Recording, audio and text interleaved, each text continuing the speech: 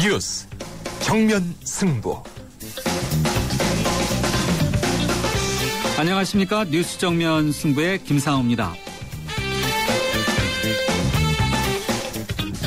돈이 얼마나 있어야 중산층일까요? OECD 기준으로 중산층에 속해도 절반 이상이 스스로를 저소득층으로 생각한다고 합니다. 그만큼 삶의 질에 대해서 불만이 높기 때문이겠지요.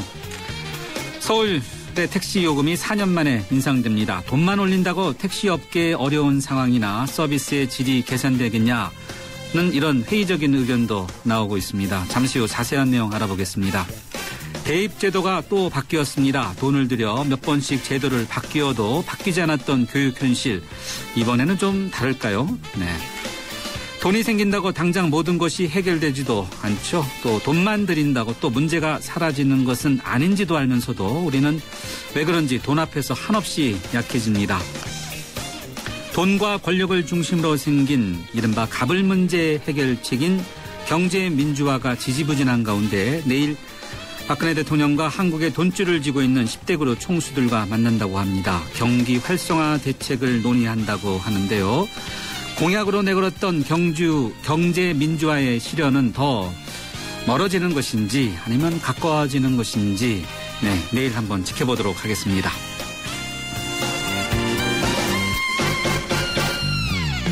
네, 뉴스 정면 승부에서는 매일 우리 사회 현 주소를 대변하는 한 글자를 드리고 있는데요. 오늘 한 글자로 바라본 세상은 돈입니다. 돈에 대한 여러분들의 다양한 생각, 짧은 문자는 50원, 긴 문자는 100원의 유료 문자인데요. 휴대전화 우물정 0945번으로 보내주시면 함께 하겠습니다. 8월 27일 화요일 뉴스 정면 승부 문을 열죠.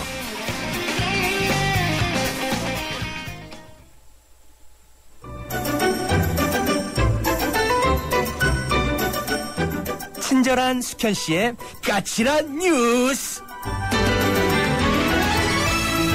네, 뉴스 정면 승부 1라운드 친절한 숙현 씨의 까칠한 뉴스로 시작하겠습니다. 친절한 숙현 씨 나오셨습니다. 안녕하세요. 네, 안녕하세요.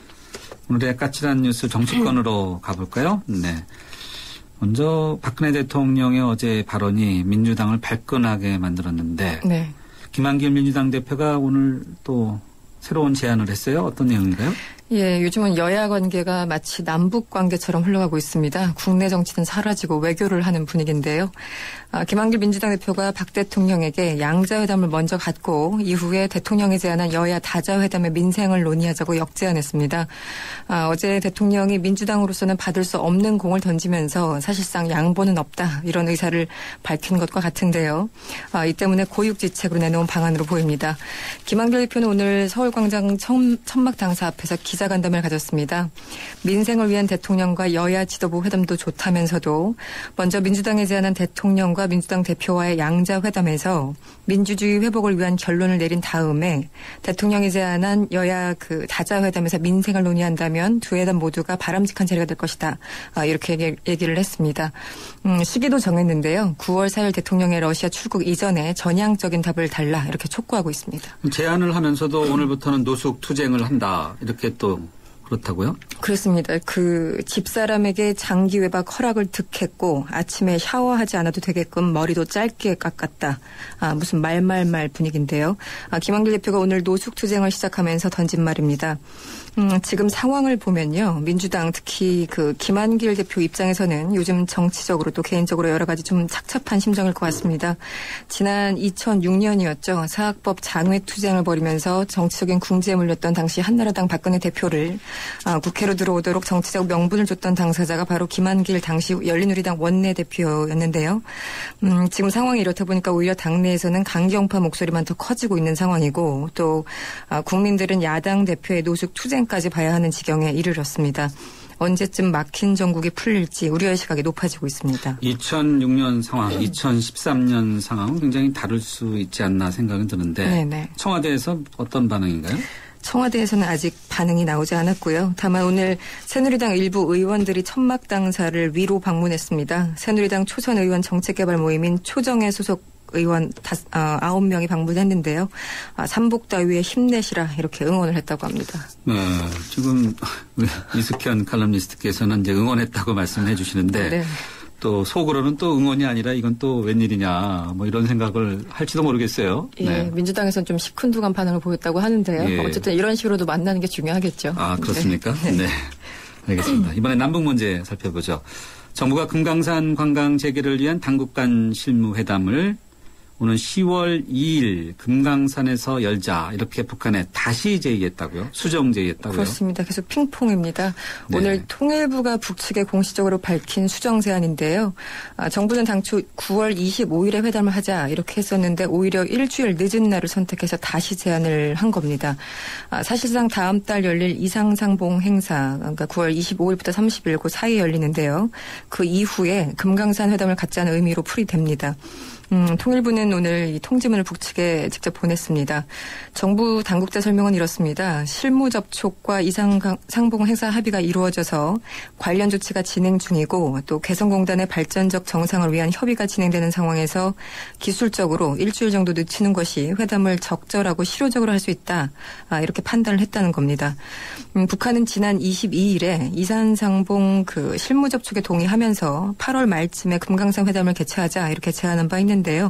기존보다 회담 개최를 좀 늦춘 우리 측의 제안을 받아들일지 아직까지는 좀 불투명한 상황입니다. 남북 간에 지금까지 제안하는 것을 보면 서로 제안하고 역제안하고 또 제안하고 네. 역제안하면서 결국은 북한이 받았는데. 요즘은 그랬죠. 네. 정치권은 아직 제안만 하고 서로. 그렇습니다. 양자, 삼자, 오자. 네, 다시 양자하고 다시 오자. 네. 네. 진전이 없습니다. 예. 북핵 육자 회담 재개 가능성에 대한 전망은 어떻습니까? 예, 그 중국의 육자회담 수석 대표인 우다웨이 방북 소식이 어제 전해졌습니다. 한반도 정책을 총괄하는 데니얼 러셀 미 국무부 동아시아 태평양 담당 차관보가요. 다음 주부터 잇따라 한중일 순방에 나설 것으로 알려지면서 주목되고 있습니다. 최근에 개성공단 재가동 그리고 이산가족 상봉 등 남북관계에 온풍이 불고 있는데요. 북핵 문제를 둘러싸고 외교 채널이 좀 본격적으로 가동되는 것은 아닌가 이런 조심스러운 기대감도 나오고 있습니다. 지난달에 그 미국 측 육자회담 수석 대표를 맡았죠. 러셀 차관보는 지금 평양을 방문 중인 우다위 대표와도 다음 달에 회동할 예정이기 때문에 북한 측의 입장을 공유할 수 있는 기회가 될 것으로 보입니다. 최근에 중국 측의 국방부장이 미국의 백악관 관계자들과 만나서 북한과의 대화를 시작하라 이렇게 좀 촉구한 바가 있는데요. 아직까지 미국은 북한이 비핵화와 관련한 성의 있는 조치를 해야 된다 이런 기존 입장을 고수하고 있는 상태입니다. 자, 남북 문제는 온풍이 불고 있다고 언급해 주셨는데 남북 문제와 정치권의 여야 갈등 어느 것이 더 먼저 이렇게 온풍이 훈풍으로 바뀔지. 네. 네. 이 상황으로 가면은 남북 상황이 더 빠를지도 모르겠어요. 조금 더, 예. 경주를 치자면 조금 더 빨리 도착할 것 같긴 한데요. 예. 다음은 우리 교육 문제 좀 짚어보죠. 정부가 대입 전형 간소화와 대입제도 발전 방안을 오늘 발표했죠. 예, 뭐 여러 가지 좀 말들이 많습니다. 현재 중학교 3학년들이 응시하는 2017년도 대학 수학능력 시험부터요. 문과, 이과 구분을 없애는 방안이 검토됩니다. 또 한국사는 2017학년도부터 사회탐구 영역에서 분리돼서 필수 과목이 됐고요. 또 2015년과 16년의 수능에서는 A, B형으로 구분된 현행 국어, 수학, 영어 가운데 영어의 A, B형 구분이 폐지됩니다. 교육부가 오늘 공식 발표한 내용인데요. 그동안 가장 큰 관심을 끌었던 한국사의 경우는 2017학년도부터 사회탐구 영역에서 완전히 분리돼서 필수 과목으로 지정됐는데 수험 부담을 최소화하도록 출제키로 했습니다. 또 그 이과, 문이과 구분을 일부 또는 완전히 없애는 방안 두 가지도 제시된 상태입니다. 오늘 서남수 교육부 장관은요. 2017학년도 대입제도는 다음 달 2일부터 권역별로 공청회 등 의견을 수렴해서 10월에 확정하겠다라고 밝힌 상태입니다. 정권이 바뀔 때마다 교육제도가 바뀌어서 입시제도가 그렇죠. 바뀌는가요? 네네. 네. 3,000가지의 입시 전형. 이번엔 바뀌는데 또 정권이 어떻게 될지 모르겠습니다만요. 예, 네. 또 학생들, 뭐 부모님들 다들 우리가 마루타냐 이런 반발이 벌써부터 나오고 있습니다. 예. 네. 이번에는 법원으로 가보죠. 노무현 전 대통령의 명예를 훼손한 혐의로 기소된 조현호 전 경찰청장이 사회 통합을 위해서 자신에 대해서 무죄를 선고해 줄 것을 요청했다고요? 왜 그렇습니까? 예, 뭐 이런 말 참 죄송하지만 그 지난주에 개그 콘서트 못 보셔서 아쉬운 분들 오늘 이 기사를 보면서 좀 위로를 하셔야 될 것 같습니다.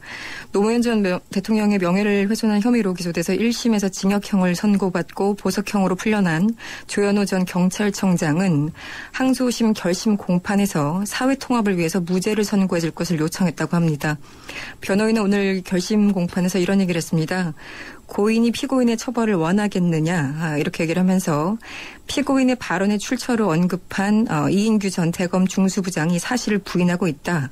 명문대를 졸업하고 외무고시를 합격한 뒤에 경찰청장을 지낸 피고인이 거짓말을 하겠느냐. 이런 그 변호인단의 말이 나왔다고 합니다. 지금 이 명문대 운운하는 발언이 사회 통합에 더 역행하는 것은 아닐까요? 오히려 이런 질문을 좀 던지고 싶은데요. 검찰은 사회 갈등을 심화한 조 전 청장에게 죄를 물어야 한다면서 1심과 같은 징역 1년 6월을 구형한 상태입니다. 거짓말은 인간성에 관한 문제 아닐까 싶어요. 명문대하고 외무고시 합격하고 경찰청장하고 무슨 관계인가. 예, 네. 도무지 이해가 가지 않는 변론이었습니다. 네. 네. 알겠습니다. 오늘 까칠한 뉴스 여기까지 듣죠. 고맙습니다. 고맙습니다. 지금까지 이숙현 시사 칼럼니스트였습니다. 지금 시각 6시 19분 25초 막 지나고 있는데요. 교통 상황 알아보겠습니다. 박가영 캐스터. 네, 차가 참 많습니다. 강 주변 도로들 간선도로 정체거리가 계속 길어지는데요. 강변북로 일산에서 구리 쪽으로 양화대교에서 동작대교, 성수대교에서 영동대교 구간 밀리고 있고요. 올림픽대로 하남 쪽으로도 여의도 일대 동작대교에서 영동대교까지 속도가 떨어집니다. 한강 다리 중에서는 청담대교, 영동대교가 남단 쪽으로 밀리고요. 성산로는 성산교 쪽으로 세브란스 병원에서 연세대 쪽으로 성산 2교에서 마포구청역 구간 밀리고 있습니다. 국회대로 통해서 외곽으로 나가기 무척이나 힘겨워 보입니다. 영등포 경찰서에서 경인 첫 번째 지하차도까지 차들 빼곡하게 늘어서 있고요. 반대 도심 쪽으로 진입하는 데는 신월 라디목 부근으로 주춤하고 있습니다. 신월 라디목에서 경인 1지하차도까지 밀립니다. 뉴스 정면승부 교통정보였습니다. 대한민국의 하루, 여러분의 하루를 정리해드립니다. YTN 뉴스 FM 뉴스 정면 승부. 네, 뉴스 정면 승부 1라운드 첫 번째 정면 인터뷰 함께 하시겠습니다. 현재 2,400원인 서울의 택시 기본 요금이 2,900원에서 3,100원으로 오른다고 합니다. 서울시는 시의회의 의견 청취를 거쳐서 다음 달 중에 요금 인상안을 확정해 오는 10월 초부터 시행할 예정이라고 하는데요.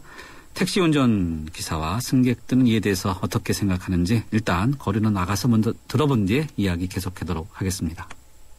법인 택시는 요금 인상만을 가지고 얘기를 할 때에는 흐름에 따라갈 뿐이지 웃을 수도 없고 울을 수도 없고, 요금 오르지 않고 이 상태에서도 기존의 법인 택시 하는 사람들을 득이 될 수 있게 해주려면 다른 방법들이 있을 텐데, 지금 기존의 유류 유가분에 대해서 부가 환급되는 부분이나 법인 택시 회사에서 알게 모르게 착복하고 있는 여러 임금 부분들만 명쾌하게 밝히고 내준다고 그래도 그게 오히려 더 낫지, 가려져 있고 이렇게 투명하지 못한 것은 그대로 둔 채로 그냥 요금만 올리는 것은 원발의 오줌 누기식이 아닌가라고 나는 생각을 해요. 이제 요금 올라도 조건이 있죠. 산학금을 동기를 해놓고 오른다면은 당연히 기사들한테 도움이 되지요. 기사들한테 도움되는 것 그 혜택보다 산학금이 더 폭이 크니까 기사들한테는 전혀 도움이 안 된다 이거죠. 손님도 떨어지고 당연히 누구든지 그러잖아요. 손님이 요금 더 많이 내고 싶어 하는 사람은 없을 것 아닙니까? 다 뭐 요금 인상이 된다 그러고 물가도 전반적으로 전체적으로 오르니까 부담스러운 건 좀 사실이죠. 좀 뭐 가까운 거리 탈 때도 좀 부담이 되고 마을버스나 뭐 지하철이나 그렇게 가게 되죠. 인상되면 좀 꺼릴 것 같아요. 점점 이제 뭐 서민들 부모님 사정도 그렇고 물가 상승 요인이 되잖아요. 어쨌든 공공요금 인상하는 것 자체에 대해서 좀 대부분이 불만들이 있는 것 같은데, 그래도 아무래도 좀 덜 타게 되겠죠, 심리적으로. 네, 4년 만에 인상되는 서울의 택시 요금에 대해서 운전기사와 승객들의 의견 들어봤는데요. 엄발의 오줌 누기다, 이런 표현이 저는 상당히 귀에 박히는데, 서울시 도시교통본부의 윤준병 본부장 연결해서 관련된 내용 들어보도록 하겠습니다. 윤 본부장님 안녕하세요. 예, 안녕하십니까. 예, 4년 만에 서울의 택시 요금이 오르는데 요금 인상 불가피한가요? 일단 2009년도에 요금 조정이 됐고 4년 2개월 만에 이제 요금 인상을 추진하는데요. 예. 그동안에 유가가 2009년도 대비해서 한 40%가 인상됐어요. 40%. 네. 그리고 또 최근에 이제 택시 운수 종사자들의 처우 개선을 위해서 임단협을 했는데, 예. 임단협에서도 우리 근로자들의 기본 임금이 한 23만 원 정도 이렇게 인상이 될 수 있도록 이렇게 임단협이 타결돼 있습니다. 네. 그래서 그 중에 이제 인건비가 한 50% 비중을 차지하는데, 예. 그러한 요인들을 전부 감안해서 보면 운송 수입이 지금 한 28만 7,364원 이렇게 나와요. 네. 근데 원가는 32만 1,407원 이렇게 나오는 것으로 이렇게 돼 있습니다. 예. 그만큼 실제 운송 적재에 비해서 수입이 부족하기 때문에 실제 택시업계의 지속적인 경영을 유지하기 위해서는 적절한 수준의 요금 조정이 불가피하다 이렇게 판단하고 있습니다. 네. 자, 요금 조정 불가피하다. 당초 조정한 세 가지죠. 기본 요금 2,900원, 3,000원, 3,100원. 이 기준은 어떻게 정한 거죠? 일단 저희들이 이제 순수하게 여러 가지 이제 요금 조정과 관련해서 정책 옵션들이 있을 수 있는데요. 예. 일단 다른 정책 옵션을 전혀 가미하지 않고 순수하게 원가에 보전할 수 있는 운송 수입을 담보한다는 측면에서만 바라보면 예. 한 3,100원 정도의 기본 요금 인상이 필요합니다. 그런데 이제 그동안에 여러 가지 정책적으로 운영하면서 검토를 해보니까 시계 할증제도 문제하고 또 택시 수급상의 불균형을 해소하기 위해서 심야 요금 시간대를 1시간 조정하는 안 뭐 이런 예. 내용들을 보면 그게 또 이제 수입이 늘어날 수 있는 개연성이 있기 때문에 그런 부분이 가미가 되면 요금 인하 효과가 있게 됩니다. 그래서 저희들이 기존 툴을 전혀 고려하지 않고 기본 요금만 조정하는 내용으로 보아서는 3,100원이고요. 예. 시계 할증을 가미하되 심야 요금 시간대를 조정하지 않으면서 가는 게 3,000원.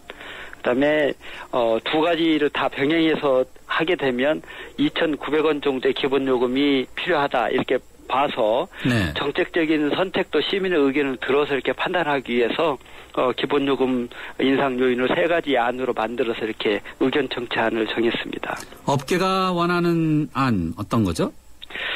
업계에서는 뭐 기본 요금을 3,000원에서 3,200원까지 하면서 거리나 시간 병산을 요구해서 총체적으로 34.5%의 인상을 요구했기 때문에 서울시에서 제시한 내용들의 경우에는 9%에서 11% 정도의 인상률이거든요. 그래서 네. 우리가 제시한 내용에는 업계에서 원하는 안은 없습니다. 네.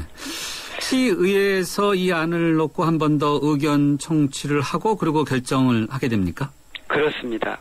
언제 결정합니까?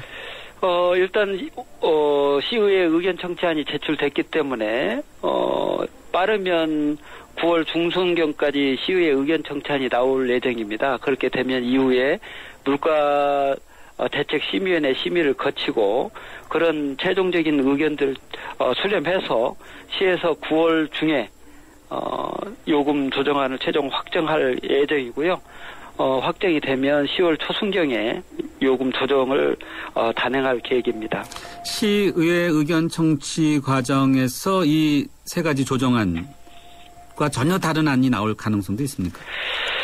일단 뭐 그 내용들은 또 의원님들의 여러 가지 또 고려 요인도 있으실 수 있기 때문에 뭐 있다 없다 단정해서 말씀드리기는 어려울 것 같고요. 다만 아마 뭐 큰 틀에서는 지금 세 가지 안 내용을 위주로 해서 검토를 해주시지 않을까 이런 생각을 합니다. 네, 알겠습니다.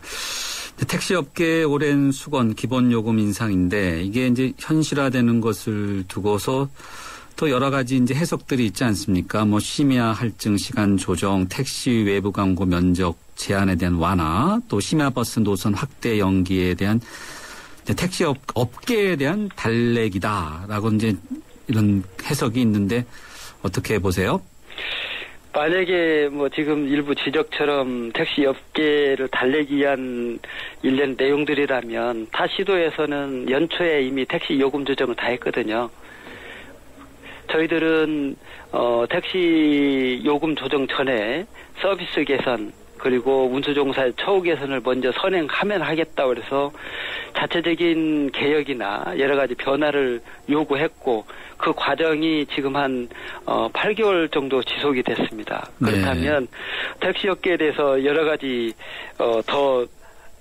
여러 가지 변화를 유도하고 있는 과정이기 때문에 뭐 만약에 뭐 그런 택시업계 달래기라는 해석이 가능하려면 연초에 이미 그런 변화를 유도하지 않으면서 해줬어야 그런 해석이 가능하지 않을까 이런 생각을 합니다. 네. 자, 서비스 언급해 주셨는데 요금 인상안을 공표한 만큼 택시 서비스가 개선될까라는 부분에 대해서 회의적인 분들도 많고 또 개선 방안은 없지 않냐 이런 지적도 있는데요. 물론 이제 과거에 뭐 이게 하겠다고 그래서 제대로 이행이 안 된 선례들이 있었기 때문에 그럴 우려를 하시는 것은 충분히 이해를 하고 있고요. 예. 다만 이제 이번에 저희들이 앞에서도 말씀드린 것처럼 요금 조정 전에 서비스 개선과 운수종사 처우 개선이 선결 조건이다라고 이미 제시를 했고 또 서비스 개선과 관련해서는 서비스 혁신 분야를 포함해서 7개 분야의 38개 과제를 담고 있는 서울택시 혁신 종합대책을 지금 마련해서 세부 시행 가능한 내용들을 정리를 하고 있습니다. 예. 이 내용들이 요금 조정 전에 시행되도록 해서 요금 조정과 더불어서 서비스가 한 단계 개선될 수 있는 그래서 실질적인 택시의 혁신이 이루어지는 이런 전기를 마련해 볼 계획입니다. 이번 안이 법인 택시에 초점이 맞춰져 있다 이렇게 봐야 되겠죠? 그렇지 않습니다. 이번 저희들이 일단 요금 조정과 관련돼 있는 원가 내용들은 기준이 이제 법인 택시를 원칙적으로 기준을 삼고는 있습니다만 네. 담겨 있는 서비스와 관련된 변화들은 개인 택시, 법인 택시 모두 포함해서 변화가 이루어질 수 있도록 여러 가지 대책들이 마련되고 있고 예. 또 양 조합과 협의를 진행하고 있습니다. 네. 앞서 저희가 인터뷰 들어봤습니다만요. 엄발의 오줌누기다. 또 기사들에게는 혜택이 전혀 도움이 안 된다는 전혀라는 말씀하신 분들도 상당히 있었는데 택시업계의 현실을 크게 바꾸려면은 LPG 문제, 연료 문제 또 근본적으로 감차 문제가 제대로 안 되면 안 된다 이런 지적들도 많은데요. 예, 오르신 지적이고요. 지금 이제 업계 자체에서는 연료비가 한 20% 차지하고 있기 때문에 유가가 계속 인상되는 부분이 부담으로 작용하고 있어서 연료 다변화라든지 여러 가지 대책들이 지금 정부 차원에서도 하고 저희들도 같이 노력하고 있고요. 예. 다만 이제 운수종사자 입장에서는 그동안에 연료비 부담이 돼 있는데 연료비 중에서 보통 한 10시간을 운행하는데 35리터가 필요한데 그중에 25리터는 회사에서 지원해주고 10리터는 자가가 부담하는 이런 형태였습니다. 그래서 이번에 임단협을 통해서 운수 종사자들이 부담했던 10리터도 회사에서 전액 지불할 수 있도록 이렇게 체계를 구축해서 연료비 부담이 좀 완화될 수 있는 틀을 마련했고요. 예. 뭐 또 다른 부분에 대해서도 업계 부담이 좀 줄어들 수 있도록 여러 가지 노력들을 하고 있고 특히 감차도 정부 차원에서 근본적인 법 개정과 더불어서 추진해 나가려고 노력하고 있습니다. 네, 알겠습니다. 앞서 인터뷰 내용 가운데 나왔던 건데 산학금 문제 아무리 열심히 해도 회사가 많은 돈을 가져가고 나면 남는 게 없다라는 이런 운전기사 분야의 인터뷰 내용이 있었는데 이 문제는 근본적인 해결책이 안 나온 거죠? 이번에 임단협 내용에는 이 부분이 상당히 심도 있게 검토되고 또 변화를 유발할 수 있는 제도적인 보완 장치들이 마련됐습니다. 산학금과 관련된 내용들이 과거에 요금이 조정되면 실제 급여는 늘지 않고 산학금만 올리는 뭐 이런 형태가 그동안에 반복이 되다 보니까 여러 가지 우려들이 많은데 예. 이번의 경우에는 일부 산학금이라는 용어를 지금 쓰지는 않습니다. 과거는 다르기 때문에 예. 월급의 산정을 위한 납입 기준금이 일부 조정이 됐습니다마는 그 조정된 내용의 수입이 운수 종사자들에게 대부분 돌아갈 수 있도록 임단협이 결정이 돼서 실질적으로 운수 종사자들의 처우가 한 23만 원에 27만 원 정도가 증가되는 이런 내용이 담긴 임단협이 타결됐기 때문에 이번에는 상당히 많은 개선 효과가 있을 것으로 기대를 합니다. 예, 저희가 지금 마무리해야 되는데 많은 분들이 문자 의견 주셔갖고요. 하나 더 하고 마무리하도록 하겠습니다. 청취자분 질문견 의견인데요. 1960입니다. 법인 택시 기사입니다. 택시요금 인상하면 법인 택시 기사들은 산학금이 인상되어 서비스질은 떨어질 겁니다. 정말 문제는 가스값이 너무 비싸다는 겁니다. 본부장님, 택시도 준공영제 해주실 수는 없을까요? 라는 이런 의견인데요. 예, 지금 이제 정부에서 그대 대중교통으로 전환하는 문제에 대해서 논란이 있었고요. 다만 이제 지금 택시도 여러 가지 많은 시민들의 수송을 담당하고 있기 때문에 시민의 발로서 법적인 대중교통은 아니지만 대중교통에 버금가는 취급을 해야 된다고 해서 저희들이 준 대중교통이라고 일단 하고 있습니다. 그래서 이런 노력들을 기울이다 보면 상당한 체계가 잡힐 것으로 생각하고 있고요. 이번에 저희들이 택시의 운수종사자분들의 어려운 여건들, 특히 처우 개선을 위해서 많은 노력을 하면서 요금 조정을 했다는 점을 말씀을 드립니다. 예, 알겠습니다. 본부장님 계속해서 택시 운송업계 관계자분들하고 소통해 주시기 바랍니다. 네. 예. 오늘 말씀 여기까지 듣겠습니다. 고맙습니다. 네, 서울시 도시교통본부 윤준병 본부장이었습니다. 네, 1라운드 여기서 마무리하고요. 잠시 뒤 2라운드에서 뵙겠습니다. 2013년 9월 수원시 행궁동에서 생태교통 수원 2013이 열립니다. 생태교통 수원 2013은 화석연료 고갈 시대를 가정해 주민들이 한 달 동안 자동차 없이 생활하는 세계 최초의 착한 프로젝트입니다. 미래가 머무는 30일, 미래로 걸어가는 수원시. 차보다 사람이 빠른 마을 행궁동 발걸음은 미래의 속도입니다. 사람이 먼저인 생태교통도시의 꿈, 미래보다 먼저 꿈꾸고 전 세계보다 먼저 도전합니다. 2013년 9월 수원 생태교통축제에 여러분을 초대합니다. 이 행사는 사람이 반갑습니다. 휴먼시티 수원시가 함께합니다. 2013 충주 세계조정선수권 대회가 8월 25일부터 9월 1일까지 한금호 국제조정경기장에서 성대하게 펼쳐집니다. 당겨라 내 청춘! 생명과 태양의 땅 충북, 대한민국 중심고을 충주, 천혜의 자연경관을 배경으로 펼쳐지는 인류화합의 대제전. 지구촌 젊은이들의 도전과 열정, 그리고 화합. 5대양 6대주 80개국 2,300여 명의 선수가 인간의 한계에 도전합니다. 자연과 하나 되는 지구촌 최대 물회축제 2013 충주 세계조정선수권 대회, 여러분을 초대합니다. 살아있는 뉴스, 깨어있는 방송, 한국의 뉴스 채널 YTN 뉴스 FM.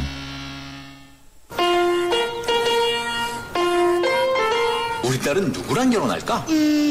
엄마가 골라줘. 왜? 엄마가 아빠 잘 골랐잖아. 우리 딸 결혼할 때 난 몇 살이지? 인생의 무게가 느껴질 때 동바제 프로밀라이프. 엄마들은 수유 준비할 때마다 걱정이 많다. 물온도, 수유농도, 영양 걱정까지. 이젠 액상으로 된 배비언수로 바꾸세요. 체계적인 영양 설계는 기본. 한 병 한 병 무균 상태로 만들어져 뚜껑만 바꿔 끼면 수유 준비 끝. 대한민국 수유 상식을 바꾸다. 액상유아식 배비언스. 네, 뉴스 정면 승부 2라운드 두 번째 정면 인터뷰 함께 하시겠습니다. 일본의 후쿠시마 원전의 방사능 오염수 유출 문제가 점점 더 심각해지면서 일본산 수산물에 대한 불신이 커지고 있는데요. 이런 불신은 아이들이 먹는 학교 급식에 대한 불안감으로 이어지고 있습니다. 이에 따라서 방사능으로부터 안전한 학교 급식을 위한 조례가 제정돼야 한다는 이런 의견이 많이 나오고 있는데요. 그래서 오늘 이 시간에는 학부모 입장 그리고 전문가 연결해서 일본산 수산물이 과연 안전한지 의견 들어보도록 하겠습니다. 먼저 학부모 전선경 씨 연결돼 있습니다. 전선경 씨 안녕하세요. 네, 안녕하십니까. 예. 네. 자, 아이분이 그 자녀분의 나이가 몇 살쯤 되고 또 학교에서 급식을 먹고 있는지 궁금합니다. 학교 지금 보내고 있는 아이는 11살짜리고요. 예. 5살 나이 여자아이들입니다. 학교 급식은 지금 초등학교 저학년 때부터 먹고 있고요. 아, 그렇군요. 네. 11살이면은 5학년인가요? 4학년입니다. 4학년이요. 네. 네. 최근 일본산 수산물 위험하다 이런 보도가 많이 나오니까 걱정이 많으시죠? 지금 먹어서 방사능을 먹어서 내부 피폭되는 걸 가장 염려를 하고 있고요. 지금 학부모들 반응은 대단히 걱정들이 많고, 그리고 기준치 이하가 안전하다는 그 정부의 이야기를 믿지를 못하겠고요. 지금 방사능은 영유아나 어린이에게 가장 치명적이니까 지금 보건복지부나 교육부, 학교 영양사 선생님들에게 수산물을 제한시켜달라고 민원을 넣고요. 방사능 수산물 대책 마련을 요구하는 분들이 굉장히 많아지고 있습니다. 어저께는 안전한 급식을 위한 조례를 위해서 취재 회견도 했고요. 그리고 김영태 교육위원 주최로 방사능 급식 안전을 위한 공청회를 또 어저께 가졌습니다. 네. 정부에서 안전하다, 기준치 이하 이렇게 얘기하는데 왜 못 믿으세요? 지금 일본산이라는 것도 솔직히 무의미한 의미고요. 지금 기준치 이하라도 아이들에게 들어갔을 때는 굉장히 치명적인 질병을 일으키는 것으로 알려져 있는데, 지금 일본산도 무의미하지만 태평양으로 태평양으로 방사능 오염수가 뿜어져서 지금 미국 근처까지도 오염수가 갔잖아요. 근데 국내산이라도 일본산이 계속 증감되는 심각성이 있고요. 후쿠시마 앞바다를 경유해서 들어올 가능성이 있는 수일성 어종, 멸치나 오징어, 연어 이런 것도 지금 믿을 수 없는 상태고요. 예. 러시아산이나 이런 것도 괜찮겠지 하고 학교 급식에 나오는데요. 이런 것도 지금 일본 해와 같은 해이기 때문에 솔직히 불안함이 있죠. 네. 자, 일본산 수산물이 급식 재료로 사용하고 있는지, 그리고 러시아산도 사용하고 있는지, 코다리찜이나 이런 것들을 많이 사용하는데 쓰고 있나요? 학교 급식에서 황태 콩나물국이나 코다리찜이나 고등어찜이나 이런 것들이 빈번하게 나오고요. 오징어도 계속 나오고, 또 생선에 대한 불안감이 있는데 가공식품으로 또 어묵 종류도 굉장히 많은 빈도로 나와서요. 학부모들이 굉장히 염려가 많습니다. 그런 코다리찜이라든지 오징어 또 관련 해산물에 대해서 급식들이 이것이 일본산인지 러시아산인지 또 방사능이 어느 정도 피폭되어 있는지 이런 거를 굉장히 너무 걱정하시는 거 아닌가요? 지금 현재 상태에서 일본에서 뿜고 있는 방사능이 대단히 심각한 건데 당연히 걱정은 상식적인 거라고 생각하고요.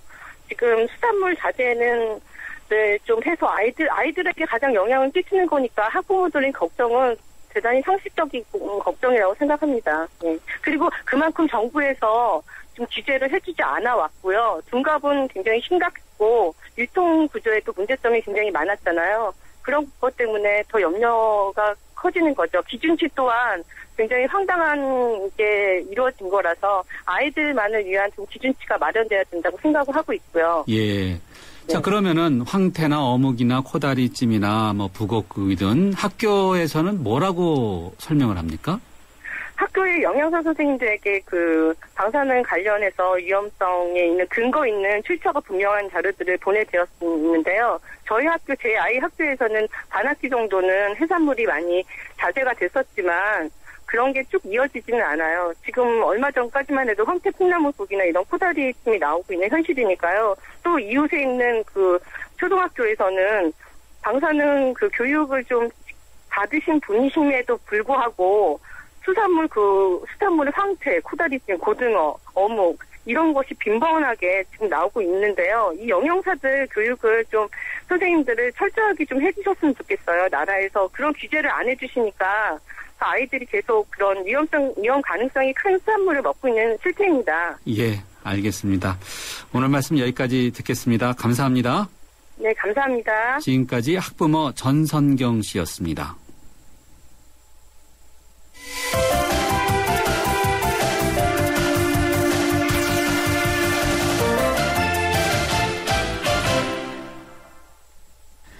네, 이번에는 원자력안전위원회 비상임위원인 동국대 의대의 김익중 교수 연결해 보겠습니다. 김 교수님 안녕하세요. 예, 안녕하세요. 네, 학교 급식 재료에 대해서 학부모들의 불신이 들고 있는데요. 이런 걱정들 지나치다고 보시나요? 저는 그렇게 생각 안 합니다. 염려는 너무나 당연하다고 생각하고요. 예. 그 염려를 좀 줄이기 위해서 정부가 좀 노력할 수 있지 않을까 그렇게 생각합니다. 네, 기준치 이하면은 문제가 되지 않다 이렇게 당국에서는 설명하고 있지 않습니까? 그 기준치는 안전 기준치가 아닙니다. 의학적인 안전 기준치는 없습니다. 의학적인 안전 기준치가 없다면은 당국에서 말하는 기준치라는 건 어떤 걸 말하는 거죠? 정부가 할 수 있는 이제 관리 기준치죠. 그 관리 기준치는 이제 나라마다 차이가 있고요. 네. 나라마다 한 10배씩 차이 납니다. 아, 나라마다 10배씩이나 차이 납니까? 예, 그러니까 그 나라 특성 따라서 정하는 건데, 그 나라 사정에 맞춰서, 이건 이제 의학적인 안전 기준치는 아닌 거죠. 네. 저희가 앞서 학부모 관계자, 그리고 또 학교 측의 이야기를 들어보니까 코다리찜이나 열로서 조리된 음식, 또 러시아산이기 때문에 괜찮다, 이렇게 또 설명들을 하는데요. 그것들은 제가 잘 모르는 일입니다. 사실 러시아산이 위험한지 위험하지 않은지 방사능이 있는지 없는지 이런 것들은 정부가 좀 조사를 해줘야 되죠. 네. 그리고 일본산 수산물도 몇 프로 확률로 방사능에 오염됐는지 이런 것도 좀 정부가 조사를 해줘야 됩니다. 국민들이 원하는 거는 그런 정보입니다. 그 정보를 정부가 좀 제공해야 되지 않냐 이렇게 보는 거죠. 예. 끓이거나 찌거나 어떻게 그런 조치 가지고 방사능이 없어지진 않아요. 아, 그렇습니까? 예, 전혀 영향받지 않습니다. 예. 자, 오늘 국립수산과학원에서는 우리나라 연근해 해수를 조사해 본 결과 우리나라에서는 오염수가 아직 유입되지 않았다 이렇게 설명하고 있는데요. 예, 저도 그렇게 생각합니다. 아직은 이제 해류 방향으로 봤을 때 우리나라 연근해는 방사능이 안 온 걸로 제가 알고 있습니다. 네. 예, 오염수가 그래서 아직 우리나라 근해에서 잡히는 어류들은 안전하다고 생각합니다. 방사능이 안 나올 거다. 이렇게 생각하고 있습니다.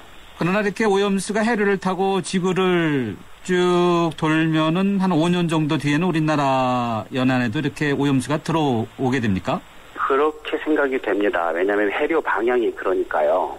네, 근데 이제 몇 년 후에 올지는 제가 잘 모르겠습니다. 해양학자들이 잘 아시겠죠. 예. 자, 5년 후 국립수산과학원에서 이렇게 발표는 했는데 5년보다 더 빠를 수도 있고 또 5년 후가 되면은 혹시 오염수가 희석되어서 안전해질 가능성도 있을까요? 그럴 수도 있을 겁니다. 방사능 양이 이제 하고 바닷물의 양이 어떻게 되냐에 따라서 결정될 텐데요. 그래서 그 방사능이 한 바퀴 돌아서 우리 근처로 오면 그때 재봐야 안다 이렇게 생각합니다. 예. 지금으로서는 알기 힘들다. 예. 아주 바다 깊은 곳에 사는 연어 또 참단어인 참치라고 하는 그런 심해어들은 또 비교적 괜찮다라고 또 이야기하는 학자분들도 계신데요. 저는 어떤 얘기를 들었냐면은 이제 태평양 해류가 이렇게 돌지만 깊은 바다는 굉장히 늦게 돈다고 하더라고요. 예. 같은 방향으로 시계 방향으로 태평양을 도는데. 네. 그래서 이제 얕은 바다는 뭐 5년 10년 만에 한 바퀴 돌지만 깊은 바다는 1000년에 한 바퀴 돈다 이런 얘기를 들은 적이 있거든요. 네.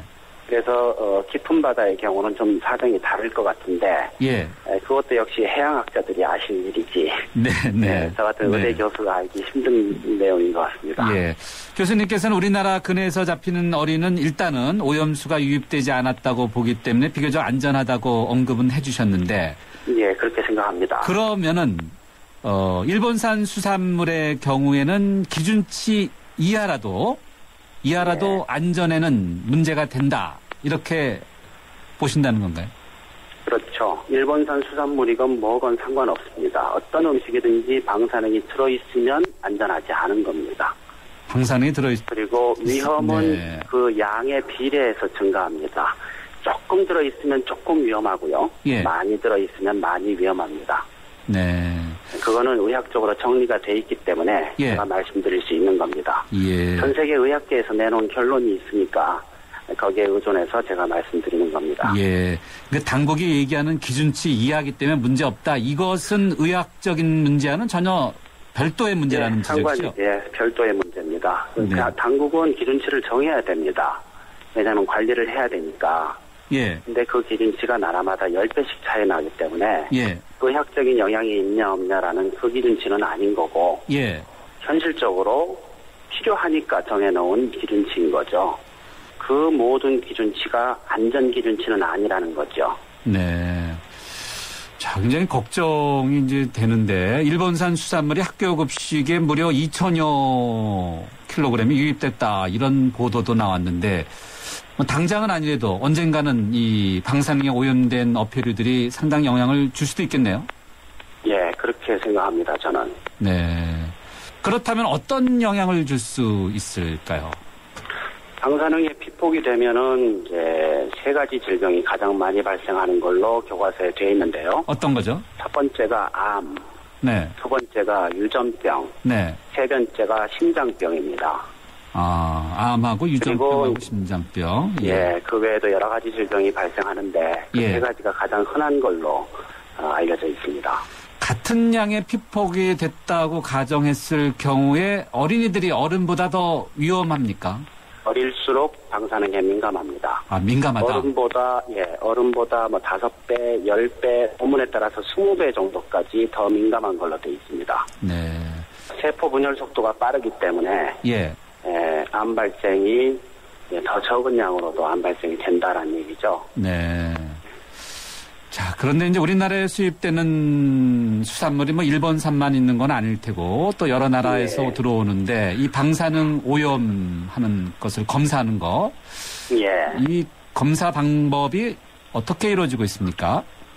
검사는 지금 제가 알기로는 일본산에 대해서는 들어오는 건마다 대표로 1kg씩 뽑아가지고 그걸로 측정하는 걸로 알고 있고요. 예.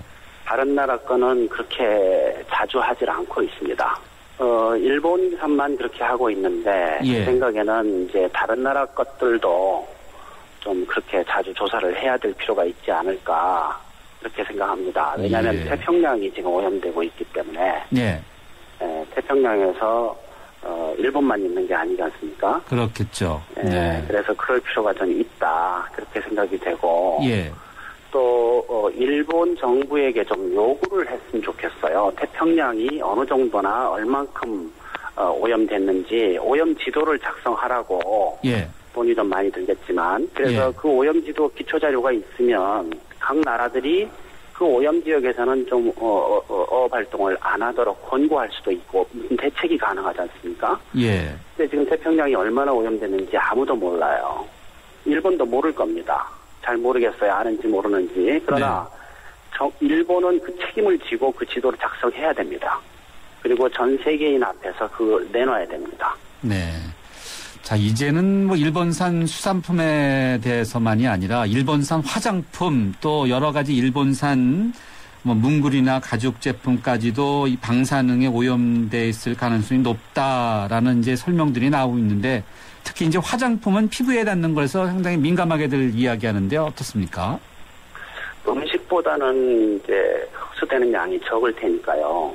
음식만큼 그렇게 신경이 많이 쓰이진 않습니다. 그러나 일부는 흡수가 되니까 조심하는 게 좋을 거라고 생각합니다. 예. 그런데 이제 공산품들은 우리 몸에 그 방사능 물질이 설사 오염됐다 하더라도 몸에 들어오는 게 아니라서 예. 그거는 그렇게 크게 염려 안 해도 되지 않을까. 그렇게 저는 생각하는데요. 예. 그렇다고 뭐 완전히 안전하다 얘기할 수는 없지만 예. 먹을 거에 비해서는 덜 중요하지 않냐 이렇게 생각합니다. 예. 근데 교수님 말씀을 들어보면은 일본산 수산물은 절대 먹으면 안 될 것 같은 느낌이 탁 드는데. 예, 저는 그거는 좀 안 먹는 게 좋겠다고 생각해요. 왜냐하면 방사능이 들어갈 확률이 높으니까. 네. 예, 굳이 그걸 먹을 필요가 없지 않습니까? 우리나라 근처 근해는 깨끗하니까. 네. 예, 우리나라 근해에서 잡힌 생선 먹으면 되거든요. 네. 이 문제를 해결해 주기 위해서 정부가 일본산 수산물을 금지시켜 주든지 네, 알겠습니다. 교수님 오늘 말씀 감사합니다. 여기까지 듣겠습니다. 예, 고맙습니다. 지금까지 원자력 안전위원회 비상임위원인 동국대 의대 김익중 교수였습니다. 8월 뜨거운 여름 쉐보레 쿨한 혜택. 쉐보레 차량 구매 시 쿨하게 최대 150만 원 할인 혜택. 올란도 캡티바 트랙스 구매 시 쿨한 캠핑용 차량 그늘막 지원. 스파크 구매 시 최대 36개월 무이자 할부. 쉐보레 썸머 페스티벌. 전시장 및 홈페이지 참조. 8월 31일까지 스파크 S 제외. SK 이노베이션의 전공은 묻는 겁니다. 석유 안 나면 석유 수출 못해? 자원 없으면 자원 강국 안 돼? 이 질문에서 53조 수출과 16개국 자원 개발이 시작됐죠. 물음이 있는 곳에 이노베이션이 있다. SK 이노베이션. 왜 그랬어요? 최신 LTE 폰 사드렸는데 왜 그러세요? 넌 나에게 3G도 줬어. 100% LTE가 있는데도 말이야. 이럴 수가. 3G 섞인 LTE. 3G 전환 없는 100% LTE로 완벽하게. LTE도 U+가 진리. LTE 지원 낱말 기준. 네, 조금 전 방사능 인터뷰 관련 청취자 문자인데요. 8891님입니다. 방사능에 대한 공포가 커지고 있긴 하지만 주부님도 너무 과하게 걱정하지 마시고 정부를 믿으셔도 좋을 듯 싶네요. 이런 의견 주셨습니다. 감사합니다. 휴대전화 우물정 0945번으로 여러분들의 다양한 의견 받고 있고요. 저희 뉴스 정면 승부는 대한민국 대표은행 KB국민은행과 함께하고 있습니다. 주요 뉴스 들으시고 저는 3라운드에서 다시 뵙겠습니다.